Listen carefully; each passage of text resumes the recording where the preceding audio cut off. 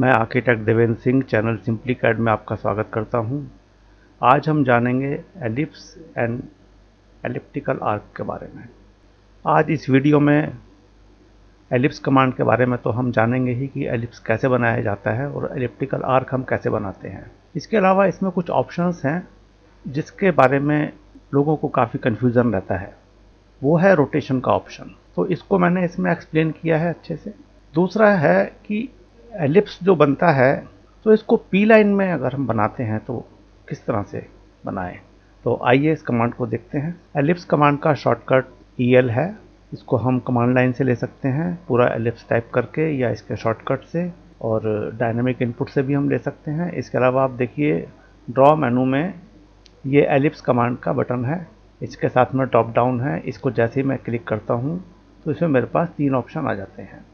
सबसे ऊपर है सेंटर, उसके नीचे है एक्सिस और एंड, तीसरा है एलिप्टिकल आर्क। तो इसमें आइए सबसे पहले सेंटर वाले ऑप्शन को हम एक्सप्लोर करते हैं। मैंने सेंटर को क्लिक किया। इसमें आप देखिए कमांड लाइन में प्रॉम्प्ट आता है specify centre of ellipse. Centre में कहीं पर भी इसका एक सेलेक्ट कर लेता हूँ। Specify and point of axis, हम डायमेंशन दे सकते हैं या हम सीधा क्लिक कर सकते हैं। मैंने इसको क्लिक करके ये इसको एक डिस्टेंस दे दी। Specify distance to other axis, other axis के लिए डिस्टेंस ऐसे ही मैंने पिक करके अदर एक्सिस के लिए डिस्टेंस दे दी। ये एक एलिप्स हमारे पास बन गया जिसमें मैंने लॉन्गर एक्सिस की या मेजर एक्सिस की मैंने हाफ लेंथ सेलेक्ट करके बताई और माइनर एक्सिस की मैंने हाफ लेंथ सेलेक्ट करके बताई। इसमें आप एक चीज़ नोटिस कीजिए, इसने मुझसे मेजर या माइनर नहीं पूछा है। इसके हिसाब से 2 एक्सिस हैं। ये मेजर और माइनर का इशू आगे आएगा जिसको मैं आगे एक्सप्लेन करूँगा। बाकी इस कमांड के अंदर मेजर और माइनर का कोई इशू नहीं है। अब देखिए इसको अगर मैं इंक्लाइंड बनाना चाहता हूँ तो उसके लिए मैंने इसी कमांड को फिर से सेलेक्ट किया। मैंने एक पॉइंट ये लिया, दूसरा पॉइंट ये लिया, दूसरा तीसरा पॉइंट ये देखिए ये अब अभी लॉन्गर एक्सिस ही हो गया है। मेजर एक्सिस अगर हम जिसको बोलते हैं ना, लॉन्गर एक्सिस को हम मेजर एक्सिस बोलते हैं, तो ये मेजर एक्सिस हो गया है। अगर हम इसको ऐसे बनाते हैं तो दूसरी डायरेक्शन में मेजर एक्सिस है। तो इसलिए इसके हिसाब से ये मेजर और माइनर का इशू नहीं है इसके अंदर। इसमें केवल 2 एक्सिस हैं जो कि हमें इसको देने हैं। इसको मैं कैंसिल कर देता हूँ। इसके बाद हम आते हैं दूसरे ऑप्शन में। दूसरा ऑप्शन है एक्सिस एंड। इसमें आप देखिए कमांड लाइन पे जो प्रॉम्प्ट आ रहा है वो है specify axis and point of ellipse. Axis and point मैंने ये लिया, F8 किया और मैं इसको टाइप करके बताता हूँ 50 फीट। 50 फीट मैंने ले लिया। उसके बाद आता है specify distance to other axis. मैं इसको 15 फीट ले लेता हूँ। 15 फीट, ये 50/30 के एक्सिस हैं 2, जिससे कि एक एलिप्स बन गया है।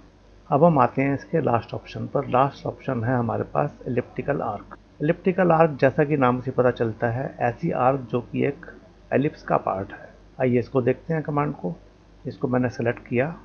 कमांड लाइन पे देखिए specify axis and point of elliptical arc. Axis and point मैंने ए पर लिया इसको, दूसरा मैंने एंड पॉइंट ये ले लिया। इसके बाद आता है specify distance to other axis, ये मैंने ये सेलेक्ट कर लिया। उसके बाद देखिए इसमें specify start angle. Start angle मैंने ए पॉइंट पर ही ले लिया।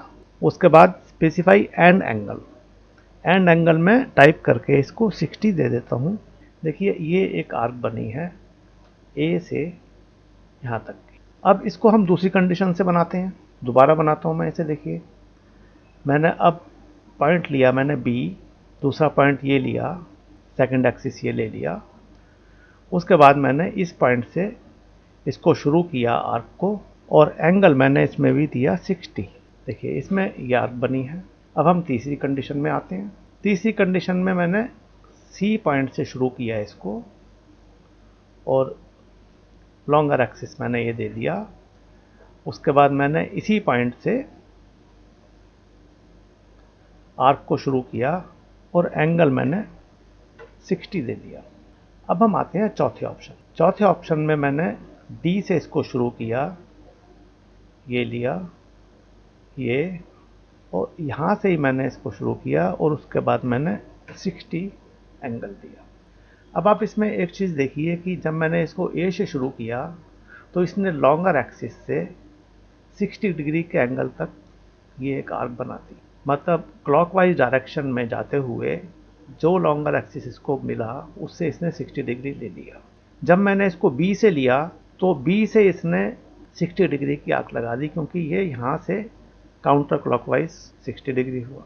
अब आप देखिए पहले ऑप्शन में जिसमें मैंने ए से शुरू किया था एलिप्स को, तो ये जो आर्क बनी है ये लॉन्गर एक्सिस से 60 डिग्री नीचे की तरफ एंगल आया है। मतलब काउंटर क्लॉकवाइज जो लॉन्गर एक्सिस इसको मिला उससे इसने 60 डिग्री इसको दे लिया। अब यहाँ से भी काउंटर क्लॉकवाइज इसने इसी एक्सिस से 60 डिग्री तक इसकी आर्क बना दी। अब इस वाले पोर्शन में हम आते हैं, यहाँ भी काउंटर क्लॉकवाइज जाते हुए एक्सिस इसको ये मिला, इससे इसने 60 डिग्री तक एक आर्क बना दी। इसी तरह से जब मैंने यहाँ से इसको लिया है तो इसने यहाँ से 60 डिग्री, क्योंकि ये काउंटर क्लॉकवाइज 60 डिग्री, ये इसने आर्क बना दी है। मतलब हम किसी भी तरह से इसको आर्क को बनाएं चारों तरीके से, लेकिन काउंटर क्लॉकवाइज जो पहला इसको लॉन्गर एक्सिस मिलता है वहाँ से ये 60 डिग्री या जितने भी डिग्री का हम एंगल लेते हैं वहाँ से उस एंगल को ये मेज़र करता है। अब देखिए मैं इस आर्क को मैं डिलीट कर देता हूँ और मैं फिर से इस कमांड को लेता हूँ। मैंने फिर से इस कमांड को लिया, ये लिया, देखिए अब इसमें स्टार्ट एंगल इसे पूछ रहा है मुझसे, ये स्टार्ट एंगल मैंने ये लिया। उसके बाद मैंने एंड एंगल 45 कर दिया। देखिए 45 इस पॉइंट तक इसने ये आर्क बना दी है। इस एंगल को मैं यहाँ से मेज़र करूँगा तो ये 45 ही होगा। तो ये यहाँ से इसने पूरी इस तरह से ये एक आर्क बनाई है, क्योंकि स्टार्ट पॉइंट मेरा ये है, एंड पॉइंट 45 है, तो 45 इसने इससे लिया है इसको। तो यही सिस्टम इसमें सब में रहा है। देखिए ये भी ऐसे ही है, मैंने ए से शुरू की और मैंने 60 डिग्री दिया, ये आया।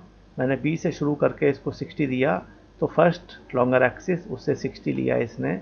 मैंने सी से शुरू किया इसको तो ये लॉन्गर एक्सिस है, यहाँ से इसने 60 डिग्री यही ले लिया।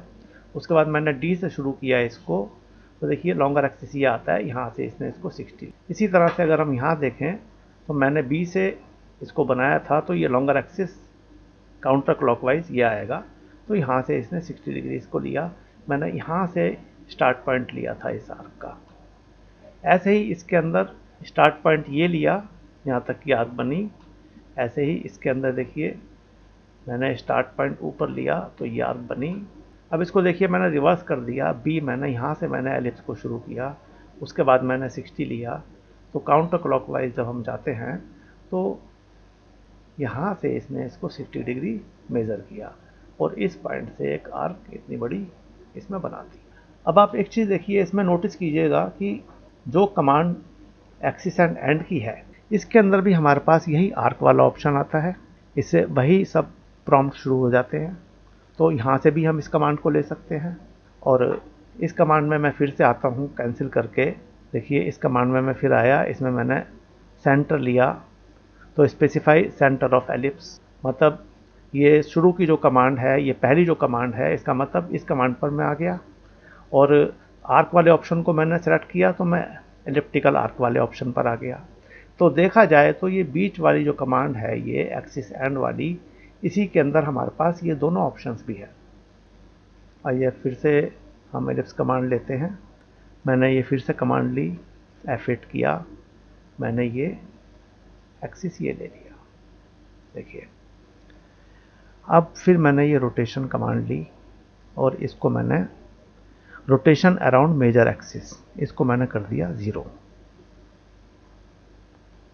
ये मेरे पास एक सर्कल बन गया। इसको आप ऐसे समझिए जैसे हम सॉलिड ज्योमेट्री के अंदर प्लान्स और एलिवेशंस बनाते हैं, टॉप व्यू और फ्रंट व्यू बनाते हैं। ये सर्कल है एक, इसको मैं टॉप व्यू देखता हूँ तो ये देखिए इसके दो एक्सिस हैं, ये L1 L1 dash, L2 L2 dash. तो L1 पॉइंट ये है, L1 डैश पॉइंट ये आ गया और L2 और L2 डैश ये एक दूसरे के ऊपर कोइंसाइड करते हैं।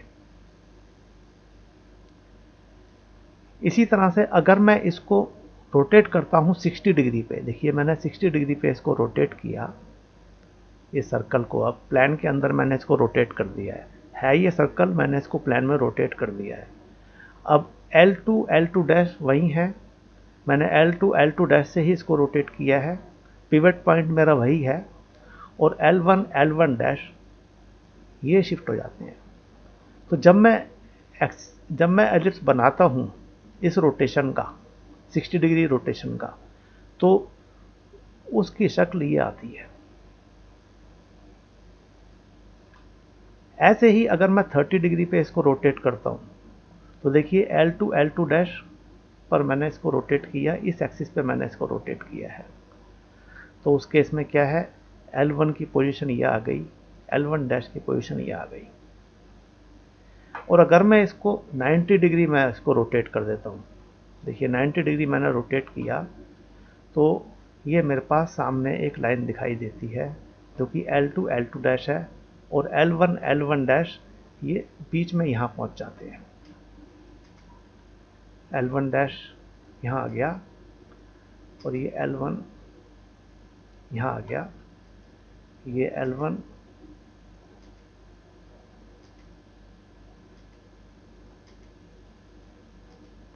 देखिए ये जो पॉइंट है, अब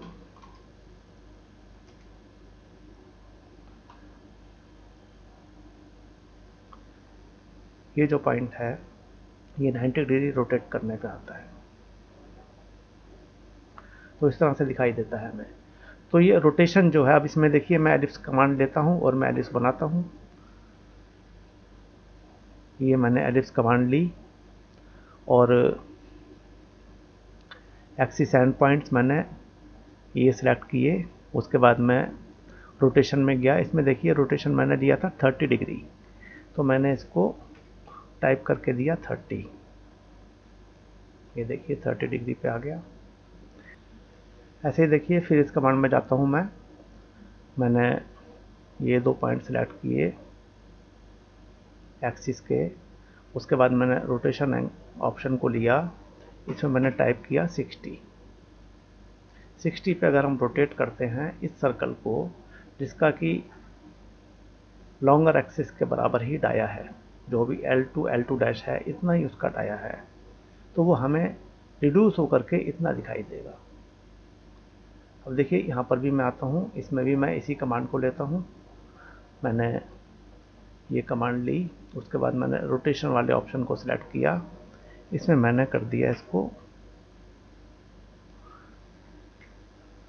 0। अब देखिए इस ऑप्शन पे आते हैं हम, ये 90 डिग्री रोटेट हुआ है, 90 डिग्री रोटेट करने पे ये तो हमें एक लाइन की तरह ही दिखाई देती है बिल्कुल, तो ये तो एलिप्स बना नहीं, तो ये एलिप्स बनाएगा भी नहीं 90 डिग्री पे। हम इस कमांड में आते हैं फिर से, देखिए मैंने ये 2 पॉइंट्स लिए, रोटेशन ऑप्शन में गया, इसको मैंने टाइप किया 90, देखिए इनवैलिड बता रहा है यहाँ पर, तो ये 90 डिग्री पे नहीं बनाएगा एलिप्स। इसमें मैं फिर से इस कमांड में गया, मैंने ये 2 पॉइंट लिए, रोटेशन वाले ऑप्शन को लिया, इसमें मैंने कर दिया 89.999, ये देखिए ये इसने एलिप्स बना दिया, ये देखिए ये एलिप्स बना हुआ है, इसका ये शॉर्टर एक्सिस है वो 0.0001।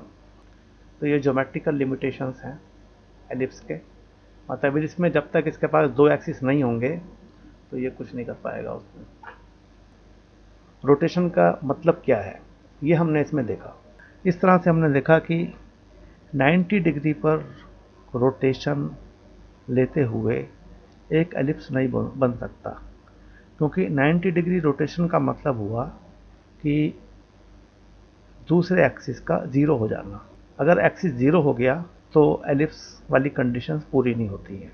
एलिप्स बनाने के लिए हमें 2 एक्सिस चाहिए। इस तरह से हम ये देख सकते हैं एक तरह से कि एलिप्स जो है वो बेसिकली एक सर्कल का प्रोजेक्शन है जो कि एक एक्सिस पर रोटेट करता है। अब वो कितना रोटेट करता है या रोटेट होने के बाद दूसरे एक्सिस की डिस्टेंस कितनी दिखाई देती है, ये अलग अलग एक इंटरप्रिटेशन है एक्सिस के बारे में। कोई भी एलिप्स हम बनाते हैं और उसको जब हम सेलेक्ट करते हैं तो देखिए इसके अंदर 4 ग्रिप्स आते हैं जो चारों क्वाड्रेंट के होते हैं और एक सेंटर में ग्रिप आता है। जैसा कि मैंने आपको बताया, एलिप्स जो होता है वो बेसिकली एक एक्सिस पर घूमा हुआ सर्कल ही होता है। लॉन्गर एक्सिस जो होता है इसका वो सर्कल का डाया होता है और शॉर्टर एक्सिस ये रोटेटेड एक्सिस होता है इसका।